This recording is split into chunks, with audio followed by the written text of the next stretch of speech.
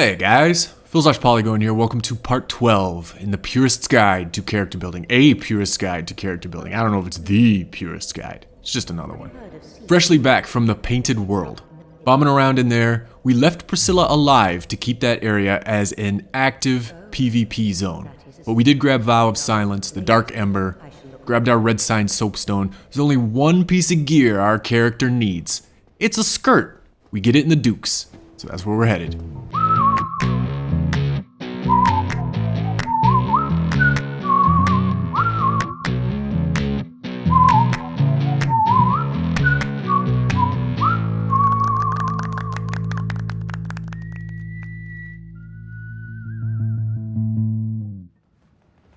Yes, indeed, we are going skirt shopping. No, we had to come to the Duke's Archives regardless. This is a mandatory area of the game if you're on a completionist path, if you're trying to finish the game. Actually, if you're not on a completionist path, nothing is mandatory in the game. But we need to come and take out Seath the Scaleless, betrayer of his brethren dragons. Made a duke in Gwyn's court for his flippin' sides, little flip-floppy. Gotta grab his soul and throw it in our vessel, O lords. The approach now, these boars. There's 3 boars in the game, right? You had the one at the beginning of the Undead Parish. He was easy mode. He was pretty stupid regarding the fire and alluring skulls. He's also got a nice convenient flap in the back of his iron pajamas so he can evacuate his bowels, or so you can stab him up the ass and actually do some damage. These guys do not. Oh, he dropped us a helm. Bang boar helm. Man, that great defense. Great poise, but holy smokes does that look stupid. Look at that thing. Well, what is it? I'll tell you exactly what it is. You look like a fool. Take that off immediately. Put your fairy ears back on, which are so much better looking. But no, so these boars, pretty aggressive, hit hard. They will chase you down this long, narrow hallway. And hitting them is exactly like hitting somebody with a pretty good stability shield. Depending on what you pop them with, you will often just bounce off. So I'm trying to zap him with my lightning, trying to demonstrate too that this Dukes man is not friendly to magic. Everything in here is incredibly resistant to magic damage. That includes spells and Wrath of the Gods and split damage weapons like Occult and Divine and Magic and Enchanted. Also kind of like the Dukes too, because all of the furniture in here is very well crafted. Unlike the furniture everywhere else in the game, you cannot roll into the stuff in the Duke's Archives and break it. I guess old Seath, when he wasn't betraying his entire race of beings or feeling jealous about their beautiful scales, he was into some finely crafted furniture. He's got good taste. He's got good shit in here. I really like those globe things that are in here too, or maybe they're gyroscopes or astrolabes. I don't know what they are, but they're cool. We'll see some of those in a second. For now, we got to deal with these crystal hollows. I'm not sure what their official name is, but they can hit pretty hard, and like everything else, they are incredibly resistant to magic. Just about everything that we have, aside from our lightning spears, does magic damage. There's also a channeler up the way who can buff a lot of these guys. So if you come in here as a caster, if you come in here as a magic damage dealer, there are some pretty sticky situations ahead. Smarter people would probably come in here with a lightning weapon or just upgrade a sidearm that is on the pure physical path or something like that. Even if you have to raw it, you don't have any great scaling on it, it's usually a little bit better than coming in here and doing 60, 70, 72 damage against these guys. There's one of those globes I was talking about. I guess that's more of a sundial. I don't know what it is. Doesn't matter. We need to take these guys out. And we're going to take out this giant crystal golem as well, because he will give us a broken pendant. Can't use it yet. Well, I guess yes we can as soon as we get it. But that is what actually gives us access to the DLC. If we head back to where we fought the Hydra circa episode 7, maybe it was, maybe in 6 before we went to Sens, we can go back into the grotto where you grab Dusk's gear, and we will get pulled back in time into Ulasil. We'll talk more about that when it actually happens. Let's focus on the Duke's Archives. Man, I love this place. Giant, oversized library. Super interesting too, because Seath is blind. He came out on the wrong end of the gene pool. As a dragon, he came out without scales, so he's mortal. He came out blind. His parents must have been cousins. He's albino. Man, poor Seath, but he's blind. Yet has this monstrous archive filled with tomes and tomes and tomes. Books for years. Yet can't read them. Conveniently, the channelers have eyes to spare, so they actually serve as his sight, both throughout Lordran, tracking down maidens for him to use in his experiments. We'll probably run into the result of some of those experiments down the way. And I assume they read to him at night. So Seth's got his own, Seth, has got his own little thing, his own little audible archive here. I think that's what the Duke's Archive truly is, a repository for audiobooks. This guy can parry. We'll return the favor. But just watch out a little bit for that. Otherwise, he's not too difficult. I really like Seath. I need to pick one and stick with it. I like him as a character. I think he is fascinating, lore-wise, stemming from his betrayal of the dragons in the events that transpired to bring in the Age of Fire way before this story is actually playing out. He went over to Gwyn's side and discovered that the secret to the dragon's immortality was their scales. So he said, hey, Gwyn, I'll help you, man. Hook me up with some titles. Hook me up with the ability to do some research. Give me one of those Lord Souls, and I'll tell you how to defeat the dragons. Burn away their scales. That's what they did, and they won. And now Seath is a duke and is batshit crazy from his terrible experiments. Let's go see how he's doing. Now, this is a mandatory death. You cannot beat Seath here. Any damage you do against him will instantly or almost instantly regenerate. You have to get killed here. This is their demonstration of the immortal Seath. He did discover immortality even though he doesn't have scales. I aim for the beams. You don't want to get cursed here because the curse will stick with you. Those beams do pretty good damage, so if you are coming in here to die, throw on your Ring of Sacrifice so you don't have to come back and retrieve your souls and aim for the beams. There's also a really stellar shortcut just down the way where we took that elevator. You can do a little hop, skip, jump, and bypass this entire sequence of events. You do not have to die. I want to let it play out because there's a couple things I want to grab down here, even though you can access this area later. And I wanted to just kind of have things naturally play out and give me a chance to talk about Seath, talk about the Duke's Archives, even though there's not a lot for a faith build here. There's a couple of miracles we can pick up at the bottom of this room that you have to be in the Princess Guard to actually cast, which is not terribly useful to us. This is not a great place for anything faith related. It is a treasure trove for magic. Despite magic resistances as far as the eye can see, there's a ton of great magic shit here. Very little in the way of faith. But I really do dig this area. I think it's interesting and cool. I haven't played through it in a while. And way back, maybe even in the first episode, I said the focus of this run was to put together a PvP build as quickly as enjoyable from scratch. And this is just kind of my PvE enjoyment kicking in. I like playing through this place. Ton of great lore stuff. If we were going efficiency only, we absolutely would have taken that elevator shortcut and just bypassed this whole thing. Putting our partisan to work, getting some of those dead angle capabilities to kill these guys through the bars. Usually when they walk right up to the door or something, you can poke them even if you do bounce off, but that's pretty nice. I'm actually looking for a key. There's a key in one of these offshoot rooms. Every one that I go check, I'm going to make sure and close the door after I leave as well. Those crystal hollow guys cannot open the doors. We have to come back this way later, and if all the doors are left open, they're freely able to just wander around and wreak havoc with their magic resistance. But if you close those doors after you go in there and check it out, they'll be contained within their cells. Just a little bit of a time saver for down the way. And even though there aren't a whole lot of faith goodies down here, there are still some useful things we can loot from the Duke's Archives. You can get the Maiden set here, and I definitely want to pick that up. That's what I was talking about with my skirt shopping. I am hoping that the Maiden skirt pairs well with my leather armor to create and complete my fancy costume.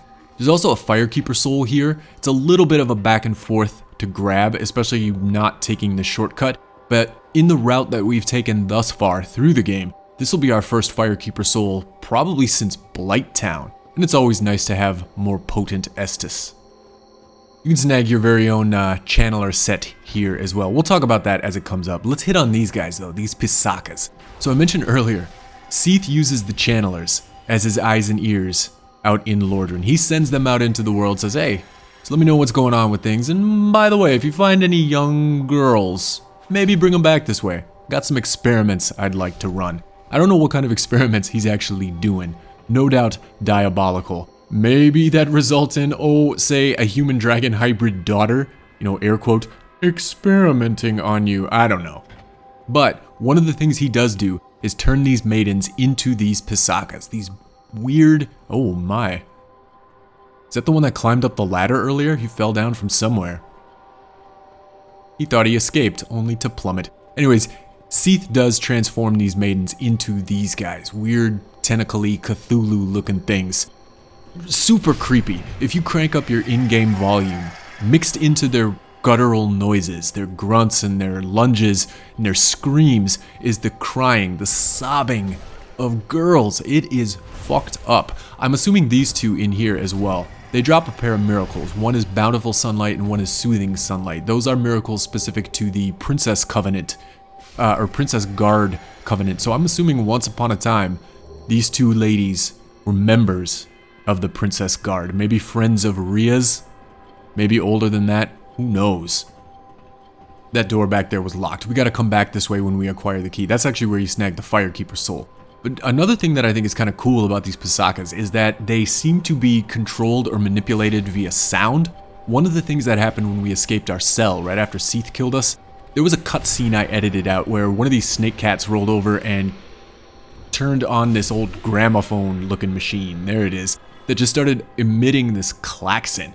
That seemed to drive those pisakas into an enraged state. That seems to be what kicks off their aggro on you. Interestingly, if you come over and shut it off, or if you die and respawn, it will not be going. And then they will just be standing there, docile, doing nothing, sobbing away, and they won't be trying to kill you. So I guess Seath takes these maidens, turns them into monsters, and controls them via audio. Chilling. Oh, I mentioned the spawn die to turn off the siren as well. That's a pretty common trick. It's out on all the wikis. I see a lot of people doing this, and it's pretty handy just to make your run through this portion of the level a little bit more leisurely. But right after Seath kills you and you pop up at that bonfire, if you intentionally die, the alarm will automatically turn off. That's just a handy little trick. Make things a little bit easier. I caught the sparkly caught my eye on the way up here too. What is that? That must be just one of the soul items in one of these offshoot rooms that we didn't pick up. I just kind of spotted it in the distance. We're like, oh, what's that? That's not my maiden set, is it? No. No, I gotta take a long drop at the top of a long ladder. There's a door up here that's locked and unlocked by the key we picked up all the way at the bottom. If there is one criticism I will make of the Duke's archives, it is all the back and forth. You start at that bonfire, have to go all the way down to the bottom to pick up a key, run all the way back up to unlock a door, pick up a key deeper in the level, run all the way back down to get the Firekeeper soul. That is something the elevator shortcut I mentioned earlier can save you in terms of time and efficiency, but there's a whole lot of yo-yoing that goes on in the archives. But we've got our maiden set. We've effectively escaped from Seath's prison. What do we leave behind? Logan, Big Hat Logan, man. So in our universe, Big Hat Logan is still rotting away in his cage inside Sen's fortress. Had we freed him, he'd eventually make his way here to come and study Seath's archives and knowledge and research. That dude is pretty obsessed with everybody's favorite scaleless blind dragon. He eventually goes crazy as well from the secrets he uncovers. He'll go hollow, try and attack you. But you can free him here and unlock him as a merchant, and he gives you access to some pretty top tier miracles. Or I'm sorry, top tier sorceries, but no miracles. So as far as we're concerned, he can just keep on keeping on back in Sen's fortress. We don't need his hat. We don't need his robe. That hurt. Sniper channeler up there blasting us. We'll press on. We'll do a fair bit of ignoring a lot of these guys, ignoring the channelers, or only killing the ones that are gonna continue to snipe us from their positions. But we gotta go solve some stair puzzles, man. I remember the first time I ever got to the Duke's archives. It took me forever to figure out just the right sequence to turn the stairs, jump down to the one, and eventually make our way down to the bonfire. I think everybody had similar experiences. Once you get it, it's pretty straightforward, and it's like, oh my god, how did I ever get hung up on this? But I think my first time, I just kept lingering And I got invaded probably 5 or 6 times. I did not like in succession. I did not survive those by any means. And it sucks because you have to start all the way back down in the prison, come back up here and try again. But it's so much time, man, so much time just trial and experimenting. I think I actually started jotting down combinations for the stairs like an old PC RPG, like an old MUD or something like that, where you just have to take notes because you don't have a diary or an in-game archive and you can't remember all the combinations you've tried. It's like, oh my god. I am going to come up here and try and get this channel. I just want to take him out. He keeps teleporting away. I've never actually let him escape this much before. I don't even know where he went. There he is. Up there. Good lord. Just turn the stairs and move on. You don't need a trident. You don't have to mess with these enemies. The solution to the puzzle is turn, drop, turn. Just wanted to go. Man, that was gratifying. That guy was so slippery. So elusive. We're just trying to make our way to that bonfire, man. Set up a base of operations in these latter stages of the archives. I'm thinking of invasions in this area because right around here too is when stuff starts to get so tense, both on the hosting side and on the invader side. Invasions in this portion of the Duke's archives really seem to mean something. As a host, you get to this point and you're thinking, your instincts kick in. You say, there's gotta be a bonfire around here somewhere. So you press on a little bit more, you see it in the distance, and that's when you get your invasion message. Dark Spirit XYZ has invaded. You haven't been able to light it, and you say, oh my god, I have to do everything possible to banish this guy and light that bonfire because I do not want to go through this all over again. And on the invader side, if you are in full-on Dick Wraith mode, finding somebody that in this portion of the level that has not lit that bonfire is so sinister and gratifying because you know if you kill this host, he is fucked. He's going to respawn back in the prison and have to go through this all over again. Good times. There's those globes I was talking about, or those astrolabes. I'm going to think of them as astrolabes. Honestly, I'm not even clear what an astrolabe is. It measures the stars to determine something. Measures the constellations to determine maybe distance. I think that might be a sextant. I don't know. But I really like the term astrolabe. So I'm going to think of them as Seath's fancy, well-crafted astrolabes just hanging out here. Now, where we just came from, we're going to make a long run back to grab that Firekeeper soul. There's also, in that room where we opened the shortcut to get to that bonfire, slid open the bookcase, there is a ember. There's the crystal ember back in there. That allows you to make crystal weapons. I have never used a crystal weapon, I don't think. Do you guys, I'm going to ask you guys, have you ever used a crystal straight sword, crystal great sword, whatever it might be? Not one of the ones that you pick up, but one that you've made. Because they're so powerful, but you can't repair them. And they cost you regular chunks that seem like they'd be better spent elsewhere. Are there situations where you will craft yourself a crystal weapon for a very specific purpose and use it? And then be done with the whole thing. Look at this guy slide down. Welcome to Earth. Like Will Smith. The crystal weapons, you know, they're big with hackers, right? That's one of the sure signs of a hacker is when you see somebody come in with a crystal great sword. You're like, yeah, I don't think there's anything legit about this. Because you can't repair them, and when it's broken, it's broken. So it's a very finite life on the weapon. And it just doesn't seem like a good value for the chunks that you put into it. But I don't know, maybe I just don't get it. Maybe I just don't understand it, or I'm not using it right. Good lord, I haven't had on my wolf ring this entire time. After that ring of sacrifice shattered, when Seath killed me with his beams. I'm just doing, this one and the last episode, I'm just doing terrible with my ring management. I'm gonna grab our Firekeeper soul. Now, I did sit at the bonfire, so it respawned all of these guys. I could have just run down here straight, everything would have been clean and clear, but I am planning on homeward boning. I'm about back and forth out. I'm actually regretting a little bit not having taken the shortcut on the elevator. So frustrated, in fact, that it said, do you want to return to the last bonfire? No. Do you want to return to the last bonfire? No. Yes, yes. But we're solid now. Everything we want from the archives has been acquired. We have looted all we need for our faith build. Tons more magic stuff to cover if we were on that path. We are not, so there's nothing to do but head for Seath. I always fall off this backside of the platform too, because there's a little hill at the bottom on that side and you don't take any fall damage. It's apparently very important to me to save that 40 HP or whatever it is. And I think it's weird that on the other side, or if you fall off the front of it, you will take fall damage. It's like right on the threshold of how far your character can topple before taking any damage. I don't know, just weird. Always go off that backside. Yeah, it adds an extra 200 milliseconds to my run to Seath, but I can live with that. I do usually take out the time to kill this golem. He does not respawn, and on a quick run back, more free aiming fails. On a quick run back, it's nice to not have him here. I should also call out the fact that back at the bonfire, I attuned an extra stack of lightning goodies. I've got both my Great Lightning Spear and my Lightning Spear on me. That is pretty much just for damage. Seath, like everything else in his domain, is highly resistant to magic. We'll show that. We'll hit him with some Wrath, we'll hit him with our weapon, which do magic damage, and then we'll hit him with lightning to show how big the disparity is.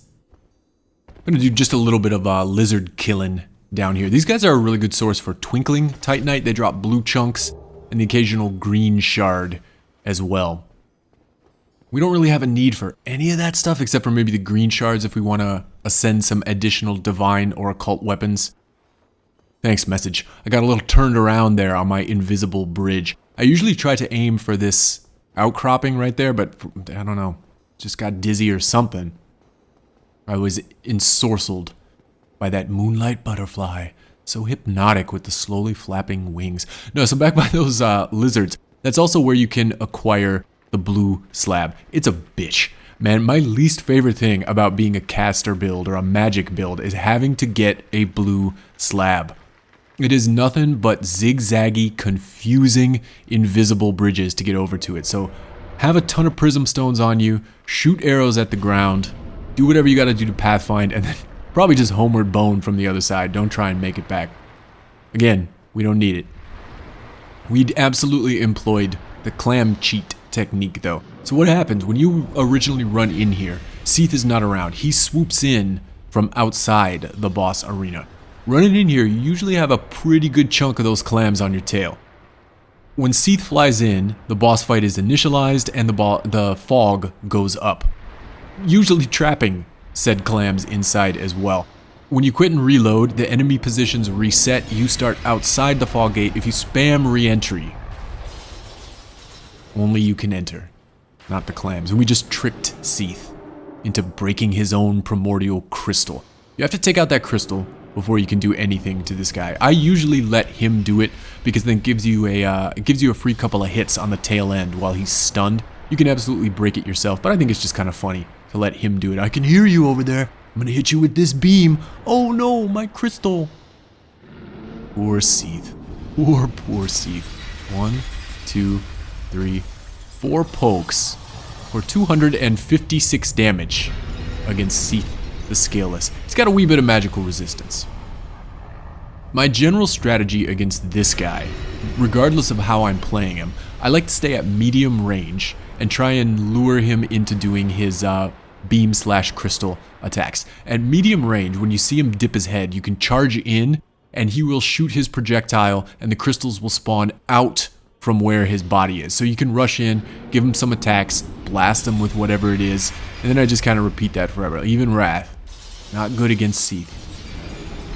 I would be remiss if I didn't call out Seath's tail drop, man. The Moonlight Greatsword. Speaking of tails, watch out for his lashing about when you're back there. But his big primary tail though, you can cut that off just like a lot of the other bosses in the game, and it lands you the Moonlight Greatsword. That thing is god tier. Man, the Dark Souls Moonlight Greatsword is probably my favorite boss drop, boss soul, boss whatever acquired from a boss in any of the Souls games.